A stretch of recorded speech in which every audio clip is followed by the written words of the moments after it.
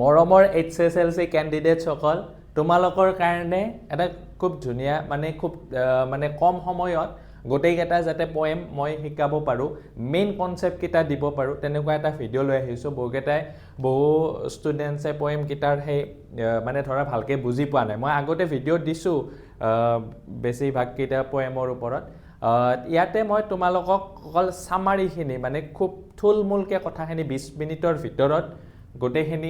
গোটেই কেটা পোয়েম অৰ্থাৎ the tiger in the zoo Amanda the ball poem the tale of Custard the dragon এনিমেলছৰ গোটেইখিনি কথা তোমালোকক ক'বলৈকে ট্ৰাই কৰিম আৰু আমি শিকিম কেনেকৈ জানানে নাই খুব ধুনীয়াকৈ মই তোমালোকৰ কাৰণে কেইখনমান ধুনীয়া চাৰ্ট বনাইছো ঠিক আছে ইয়াৰ মাধ্যমত যাতে পিকচাৰ্ছৰ সৈতে তোমালোকে চালে বস্তুখিনি এই কথাখিনিয়ে যাতে তোমালোকৰ এক্সাম হলত মনত পৰে তেনেকুৱাকৈ মই সেই কাৰণে এই চাৰ্ট কেইখন বনাইছো আৰু যদি তোমালোকক এই চাৰ্ট কেইখন লাগে তেতিয়া হলে তোমালোকে আমাৰ যোনটো WhatsApp চেনেল আছে সৃজন শিক্ষালয় বুলি তাতে জয়েন হৈ লবা তলত লিংকটো থাকিবই তাতে পায়ে যাবা ঠিক আছে এতিয়া চোৱা এই টাইগাৰ ইন দা জু কবিতাটোত অলপমান কথাখিনি কৈ দিছো তোমালোকে হয়তো বহুতে বুজি নাপাবও পাৰা আৰু বুজি পাইছা যদিও তোমালোকে খুব সংক্ষেপে যাতে ইয়াতে যি কোনো কোৱেশ্চন আহিলে লিখিব পাৰা সেই MCQ যাতে সলভ কৰিব পাৰা তেনেকুৱাকে কথাখিনি কম সো কি কৈছে in this poem a tiger in the zoo the poet tries পোয়েটৰ নামটো চাবা লেছলি নৰিজ হয় পোয়েটৰ নাম এই কবিতাটোৰ ইয়াতে কি কৈছে the poet tries to depict the poor condition of the caged tiger ইয়াতে মানে ইয়াতে এটা টাইগাৰ আছিল সেই টাইগাৰটো কেজৰ ভিতৰত আবদ্ধ হৈ আছিল গম পাইছা সেই কেজৰ ভিতৰত আবদ্ধ হৈ থকা টাইগাৰটোৰ যোনটো পোৰ কন্ডিশন হেতু ডেপিক মানে ইয়াতে দেখুৱাবলৈ ট্ৰাই কৰিছে He contrasts and compares the life of caged tiger with a tiger of living in the natural habitat. Paragraph কেটাত কি এবাৰ তোমাৰ হে কেজ টাইগাৰটোৰ কথা কৈছে একবাৰ তোমাৰ হে ফ্ৰী এণ্ড পাৱাৰফুল মানে জংগলত থকা টাইগাৰটোৰ কথা কৈছে হয়নে কবিতাটোত হেনেকুৱাকে তোমালোকৰ লিখা আছে গম পাইছা তাৰ পিছত Through the poem, the poet tries to convey that wild animals should be allotted to live freely in their natural habitat. আৰু এই কবিতাটোৰ জৰিয়তে কবিয়ে কি ক'ব ট্ৰাই কৰিছে যে আমাৰ যোনবিলাক ওয়াইল্ড এনিমেলস হয় তেওঁলোক ক'ত থকা উচিত তেওঁলোকে মানে ফ্ৰীলি এণ্ড ফ্ৰীডমলি মানে নেচাৰেল মানে জংগলত থকা উচিত এই কথাটো এটো তোমালোকৰ মূল মেছেজ এই কবিতাটোৰ ঠিক আছে মেইন থিম তাৰপিছত freedom is love by all living beings আৰু ফ্ৰীডমটো সকলো লিভিং বিংছে ভাল পায় নট জাষ্ট হিউমেনছ কেৱল মানুহেই নহয় সেই কথাটোৱে কৈছে এই পিকচাৰখন অকমান ভালকে বুজিব ট্ৰাই কৰা এটো হল caged and helpless and angry he কেজৰ ভিতৰত আবদ্ধ হৈ থকা কাৰণে হি হেল্পলেছ এংগ্ৰি হৈ আছিল কিন্তু তেওঁৰ এংগ্ৰিনেছটো কোৱাইট হৈ আছিল ঠিক আছে ইয়াতে এটো টাইগাৰৰ কথা কৈছে আনটা প্যাৰাগ্ৰাফত এটো ফ্ৰী এণ্ড পাৱাৰফুল হয়নে তাৰ পিছত এই কবিতাটোত মূল থিমটো কি loss of freedom and versus natural life in the forest তাৰ পিছত মেছেজ অফ দা পোয়েম মেছেজটো কি দিছে পোয়েটে wild animals belong in nature wild animals বিলাক আসলতে ক'ত থাকিব লাগে নেচাৰত থাকিব লাগে আমাৰ হিউম্যান ৰেসপন্সিবিলিটি কি হ'ব লাগে protect wild life and cruelty তাৰ পিছত ইয়াতে কম্পেশন এণ্ড ফ্ৰীডমৰ ওপৰত মানে কথাটো কৈছে তাৰপিছত ৰেসপেক্ট নেচাৰ ষ্টপ এনিমেল কেপটিভিটি এইখিনি মূল মেছেজ কবিতাটো ঠিক আছে নেক্সট কবিতাটো লৈকে আগবাঢ়ো খুব জলদি নেক্সট কবিতাটো আমাৰ কি আছিল আমান্ডাত কি কৈছে আমান্ডা ইজ এ পোয়েম ইয়াতে আমান্ডাৰ ৰাইটাৰটো হৈছে ৰবিন কেলিন ঠিক আছে আমান্ডাত কি কৈছে এবাউট আ টিনএজাৰ সাইকোলজি এই কবিতাটো টিনএজাৰ সাইকোলজিক লৈ লিখা the poem tells us about a little girl Amanda ইয়াতে কবিয়ে এটা মানে ছোৱালী সৰু ছোৱালীৰ ওপৰত কথা কৈছে তাইৰ নামটো হৈছে Amanda who is constantly and continuously being scolded and instructed most probably by her mother directly mother বুলি উল্লেখ নাই সেইকাৰণে মই most probably বুলি কৈছো গতিকে এই কবিতাটোত কি কথাটো কৈছে যে তেওঁ মাকে মানে কনস্ট্যান্টলি আৰু কন্টিনিউয়াসলি স্কোল্ডেড মানে গালি পাৰি থাকে হয়নে however Amanda is lost in her own world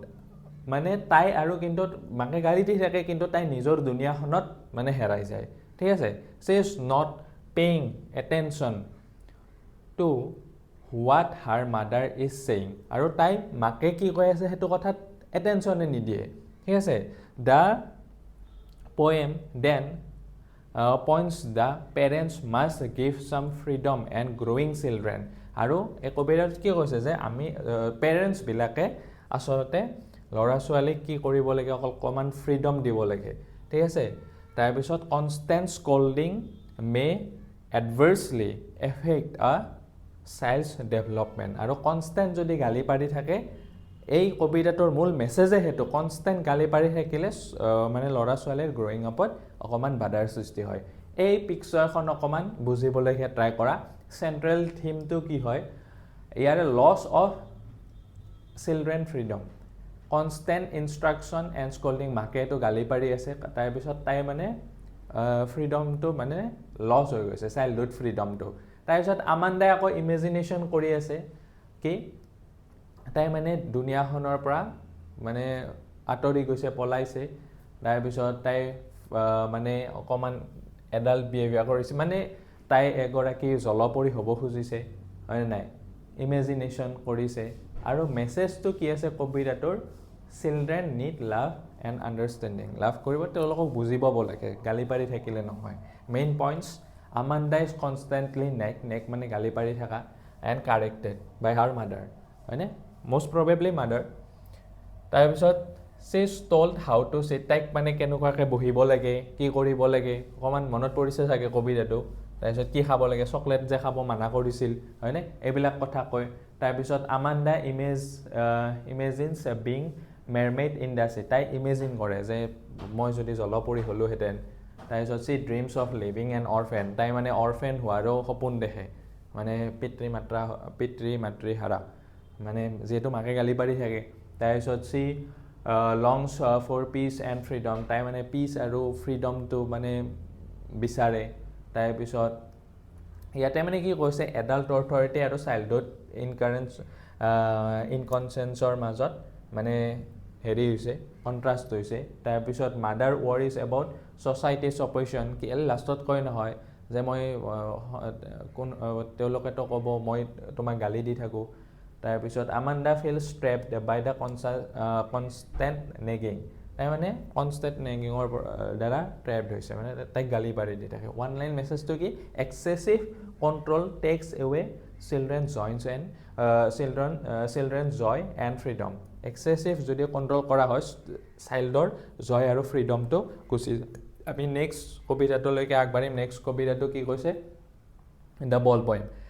বল পয়েমটোৰ তোমাৰ ইন্ট্ৰডাকশ্যনটো কি কৈছে ইয়াৰে ৰাইটাৰ হৈছে জন বেৰিমেন মনত ৰাখিবা জন বেৰিমেন তেওঁ ক'ব চেষ্টা কৰিছে যে the grief of a boy over the loss of a ball এই ল'ৰা এটাই মানে বল এটা পানী তেনেকৈ পৰি যায় তাৰপিছত সি মানে গ্ৰীফ মানে হ'ল সি দুখ পায় তাৰপিছত with this loss he senses his first responsibility in a materialistic world আৰু এই লছটোৰ পৰা তেওঁ এই মেটেৰিয়েলিষ্টিকৰ দুনিয়াখনত তেওঁ মানে প্ৰথমতে তেওঁ ৰেছপনচিবিলিটিটো চেঞ্জ কৰিব খোজে মানে চেঞ্জ কৰিব দিয়ে কবি আচলতে through this the poet suggest that the people whom we love and our material possessions will not be with us forever আৰু ইয়াতে পয়েটে সাজেষ্ট কৰিছে যে পিপল হুম উই লাভ আমি যাক ভাল পাওঁ and our material positions will not be with us আমাৰ সেই material positions বিলাক মানে ধৰি লোৱা বল এটা কিনিছা বলটো সদায় নাথাকে আচলতে ইয়াতে বলৰ কথা বুজা নাই মানে আমাৰ যিকোনো পজিশ্যন বা যিকোনো পজেছ কৰোঁ যে আমি বস্তুবিলাক বা আমাৰ মানে মানুহবিলাক লাইফত সদায় নাথাকে সেইটো কথা কৈছে one has to understand the nature of loss আৰু আমি সকলোৱে এই নেচাৰ অফ লছটো মানে এপিষ্টমলজি অফ লছ বুলি কৈছে কবিতাটোত সেইটোৱে বুজি পাব লাগে তাৰপিছত এণ্ড টু কোপ আপ আৰু সেইটোৰ সৈতে কোপ আপ কৰিব লাগে the child has to learn that loss is a part of every day আৰু ল'ৰাটোৱে এইটো বুজি পাব লাগে আচলতে বুজি পোৱা উচিত যে এই লছটো কি হয় এটা পাৰ্ট হয় লাইফৰ আমাৰ ঠিক আছে এতিয়া এই পিকচাৰখন বুজা চেন্ট্ৰেল থিমটো কি হয় লছ এণ্ড লাৰ্ণিং টু কোপ মানে লছ আৰু লছৰ সৈতে আমি যাতে কোপ আপ কৰিব পাৰোঁ লাৰ্ণিং কৰিব পাৰোঁ এই কবিতাটোত সেইটোৱে মেছেজ দিছে এটা ল'ৰাই এই বলটো মানে পানীত পৰি যায় এনেকুৱাকৈ হেৰাই দিয়ে তাৰপিছত ৰিয়েলাইজেশ্যন হয় তাৰ আৰু হি ফিলছ পেইন অফ লছ সেই মানে পেইনটো তাৰপিছত আণ্ডাৰষ্টেণ্ডিং গ্ৰীফ মানে ল'ৰাটোৱে সেই উপলব্ধি কৰে গ্ৰীফটো তাৰপিছত বুজিবলৈ শিকে learning to accept the loss এই শিকে লছটো কেনেকৈ লাৰ্ণ কৰিব পাৰোঁ লছৰ পৰা তাৰপিছত lessons of life is a loss is a part of growing up আমি গ্ৰ' আপ হওঁতে লছ মানে পাব চবেই লছ পাব ন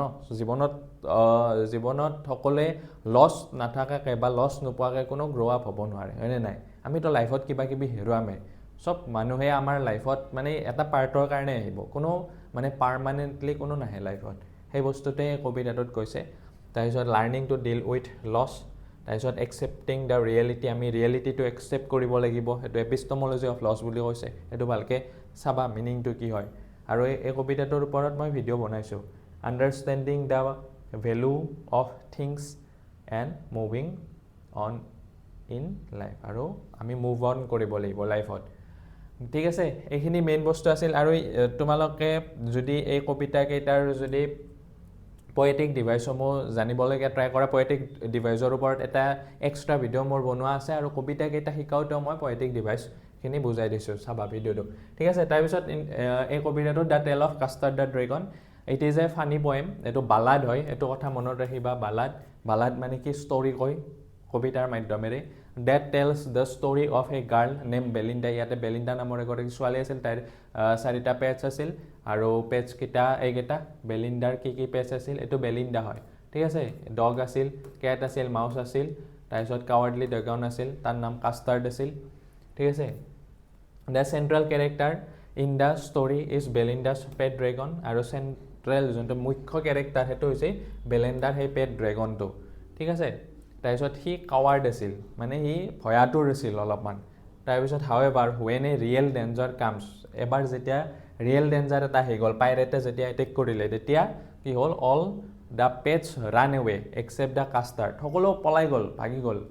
সাহসীকেইটাই তাৰপিছত কাষ্টাৰ্ডে কিন্তু তেওঁলোকক বচালে কাষ্টাৰ্ড শ্ব'জ কাৰেজ তেতিয়া কাষ্টাৰ্ডে তেওঁৰ সাহসটো দেখালে ব্ৰেভেৰিটো দেখালে আৰু সেই ৰাইট মমেণ্টত আৰু সকলোকে বচালে বেলিণ্ডাকো বচালে ঠিক আছে এইটোৱে আছিল চেণ্ট্ৰেল থিম কি ব্ৰেভেৰি এণ্ড আনএক্সপেক্টেড প্লেচেছ মানে তাৰ পৰা এক্সপেক্ট কৰা নাছিল ন সেইটো সকলোৱে তাক মানে ভয়াতুৰ বুলি জোকাই থাকে আৰু সিয়ে লাষ্টত মানে বচাই দিছে ঠিক আছে এই কাৱাৰ্ডলি ড্ৰেগনটো কি আছিল Custard the dragon is teased for being timid then সি মানে ভয়াতুৰ কাৰণে তেওঁক সকলোৱে জোকায় সি নাইচ চেফ এটাৰ কাৰণে কান্দি থাকে তাৰপিছত এবাৰ পাইৰেট আহি কিনে এটেক কৰি দিয়ে আৰু পাইৰেটৰ সেই আৱৰণটো মানে বিৱৰণটো চাবা তোমালোকে মই এই কবিতাটো খুব ধুনীয়াকৈ বুজাইছোঁ তোমালোকে যদি ডিটেইলছত শিকিব খোজা সেই ভিডিঅ'টো চাবা ঠিক আছে তাৰপিছত সি কাষ্টাৰ্ডৰ লগত যুদ্ধ কৰে মানে কি কাষ্টাৰ্ডে সেই পাইৰেটৰ লগত যুদ্ধ কৰে আৰু সকলোকে বচাই দিয়ে ঠিক আছে তাৰপিছত পইণ্টছ টু ৰিমেম্বাৰ কি কথা মনত ৰাখিব লাগিব even the timid can be brave টিমিটো কেতিয়াবা ব্ৰেভ হৈ যাব পাৰে লগা মুহূৰ্তত তাৰপিছত true courage is shown in action true কাৰেজটো একশ্যনৰ সময়তহে দেখুওৱা হয় তাৰপিছত ডোণ্ট জাজ আদাৰ বাই এপিয়াৰেঞ্চ আকৌ মানে এপিয়াৰেঞ্চৰ পৰা জাজ নকৰিবা এখন বুক কেতিয়াও উই শুড নট জাজ এ বুক বাই ইটছ কভাৰ মানে আমি এখন বুক মানে কভাৰটোৰ পৰা জাজ কৰিব নালাগে তাৰপিছত ব্ৰেভেৰি কাম ফ্ৰম আনএক্সপেক্টেড প্লেচ আৰু ব্ৰেভেৰি সদায় মানে সাহসটো আনএক্সপেক্টেড বস্তুৰ পৰাই আহে যোনটো মানে আমি এক্সপেক্ট কৰা নাছিলোঁ তেওঁৰ পৰাই আহিছিল ঠিক আছে নেক্সট কবিতাটো হৈছে এনিমেলছ ঠিক আছে এনিমেলছ কবিতাটো ৱাল্ট উইথ মানে লিখা আৰু এই কবিতাটোত কি কৰিছে পয়েটছ ডিপ এডমাইৰেশ্যন পয়েটৰ ডিপ এডমাইৰেশ্যনটো প্ৰকাশ পাইছে এনিমেলছৰ প্ৰতি and his disappointment with human behaviour আৰু তেওঁ ডিছএপইণ্টমেণ্ট হৈছে হিউমেন বিহেভিয়াৰৰ পৰা he observes that animals live simple তেওঁ অবজাৰ্ভ কৰিছিল যে এনিমেলছবিলাক কি থাকে বহুত চিম্পল হয় অনেষ্ট হয় আৰু পিচফুল এটা লাইফ তেওঁলোকে জীয়ায় আৰু দে ডু নট কমপ্লেইন তেওঁলোকে কোনো কমপ্লেইন নকৰে দে ডু নট লাই or feel greedy তেওঁলোকে কোনো গ্ৰিডিও নহয় for wealth and power like humans do কিন্তু হিউম্যান বিলাক তেনেকুৱা মানে ইয়াতে কম্পাৰিজন কৰি আছে হিউম্যান আৰু এনিমেলস কবিতাটোত animals are satisfied with what they have animals